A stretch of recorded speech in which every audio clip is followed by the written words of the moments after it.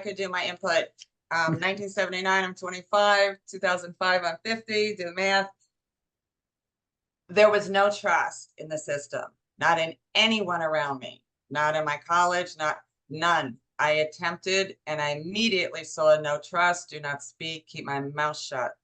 I had 100% faith in God. I had private prayers. I remember the prayers at 25 in 2005. It's like, Lord, what am I doing now?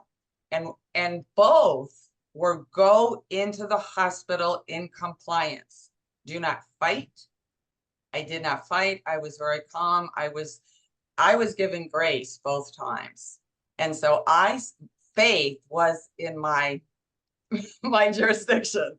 And I was guided both times calmly into the ER, through the hospital and out without incident, without handcuffs, without putting in a seclusion.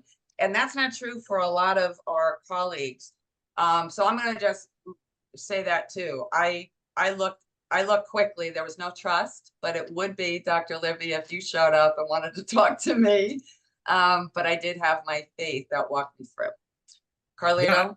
Yeah, I could say one phrase we could employ that has worked for me, and it was something that I was trained through actually on an active rescue response with someone who's about to jump on to the train tracks, and it got to a very heated, escalated moment where the person in crisis was, basically saying, don't call the cops or I'm jumping on this, the train tracks, committing suicide. But I worked the person to a calm.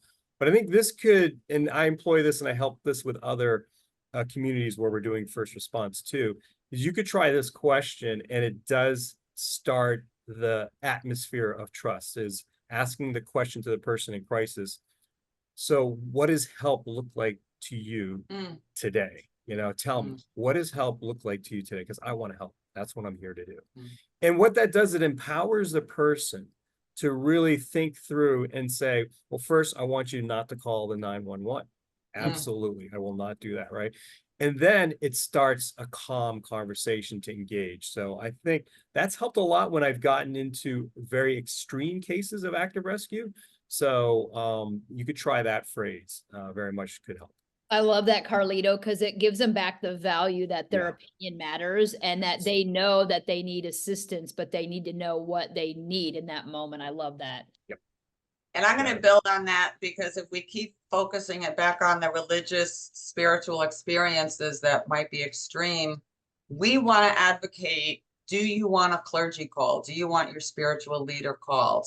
And that is brand new. It's not happening. It's not a standard right, but that's kind of part of the movement. We want to eventually get into legislation, but right now we want to be able to say, do you want a spiritual leader or religious leader to be called now?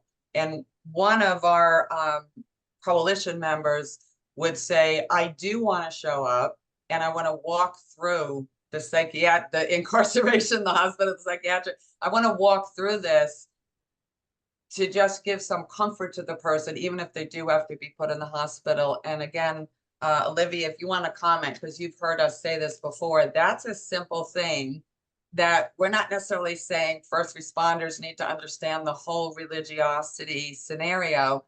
We do want to prevent the quick diagnosis that it's sick and crazy.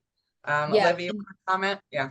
Yeah. And, sometimes it may not be appropriate or timely to get somebody on scene when you're having this issue. But again, I put in the comment, maybe this is something that happens, like you said, when we pass them off to whoever they're seeing at the emergency department, that the comment be made that we need to look at this as a spiritual experience possibly, and to make that noted in their file, and then say, can you follow up to see if they have a spiritual advisor, or contact the family to see if they know who that person is and see if they'll come to the ER or the ED to speak with this person.